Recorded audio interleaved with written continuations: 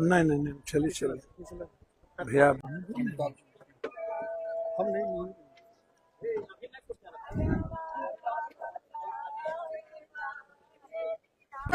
हमरा ने तो बाकी पकड़ बांधा ज्यादा के देखे नहीं तैयार लूटी चाले मारना कहना हो मरना चार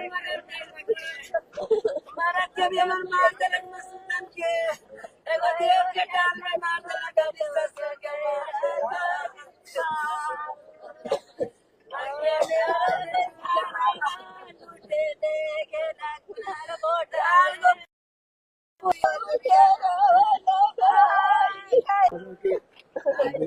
गाड़ी जी पहले गोली मार के गाड़ी चढ़ा गाड़ी ठेल दल में चले घाट है एकरा पर पिटिया पूरा छिले घिसियाने लेके चल जा रहा था लाखों को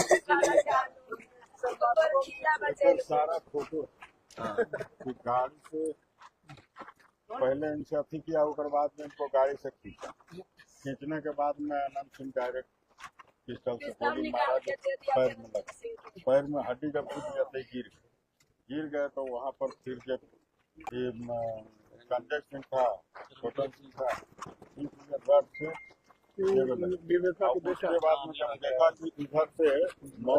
कि इधर से भी आदमी हल्ला करे लगा तो वो दोनों राजवीर और करमवीर ताबड़तोड़ फायर और उसके बाद में जब देखा कि गोली चल रहा साइड हुआ तो फिर बाद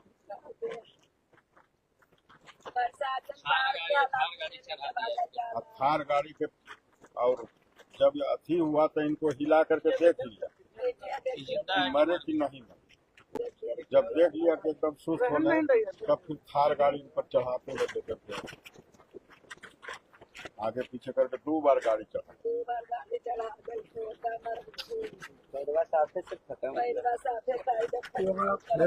वीडियो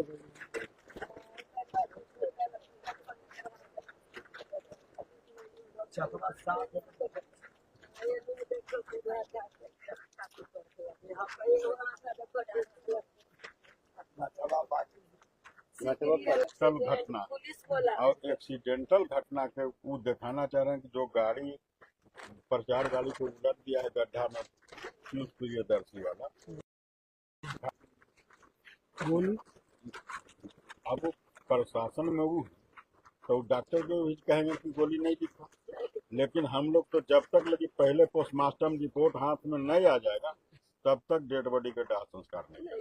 पोस्टमार्टम रिपोर्ट पोस्टमार्टम हो गया अभी नहीं सुबह होगा तो जब तक लगी पोस्टमार्टम रिपोर्ट हमको डॉक्टर हाथ में नहीं दे देता है तब तक दाह संस्कार नहीं करेगा मतलब पटना करेगा ओकरा में बोर्ड बैठे डॉक्टर के एगो डॉक्टर से हम छोड़ के पोस्टमार्टम कर जब तक बोर्ड नहीं बनेगा तब तक पोस्टमार्टम छोड़ते हो गए अमिताभ जी यहाँ पे जो वस्तु स्थिति है इसको लेकर कई सारे सवाल विधि व्यवस्था समेत जो प्रशासन की ओर से दावेदारी है साथ ही साथ आचार संहिता लागू और उसके बाद जो स्थिति है इसको लेकर पप्पू यादव पहुंचे हैं यहाँ पे घर पे गांव में मौके पर ये जो पूरा स्थिति देख रहे हैं क्या इसमें हम 2-3 सवाल मेरा है जितनी घटना घटती है मोकामा जब भी घटती है जिसकी भी घटती है आप हमको एक बात बताइए एक ही आदमी का नाम हर घटना में इसके पहले भी एक घटना घटी बीच में भी एक घटना घटी जब भी मोकामा में कोई घटना घटती है क्या कौन सा महात्मा गांधी सुभाष चंद्र बोस है जो लगातार इस तरह की घटना को अंजाम भी दिलवाते हैं और उसके बाद जो लोग बड़ी बड़ी बात करते हैं लगातार आप सबको निशाने पे लेते और आप पर कोई कार्रवाई नहीं होती। सरकार के द्वारा सब कुछ नीपापोती हो जाता है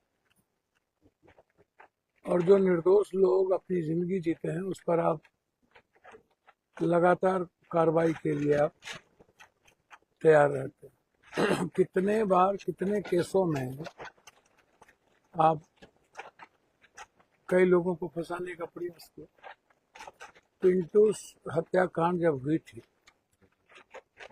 तो मैं तो इन ताकतवर अपराधी को तो हम बकसते हैं नहीं।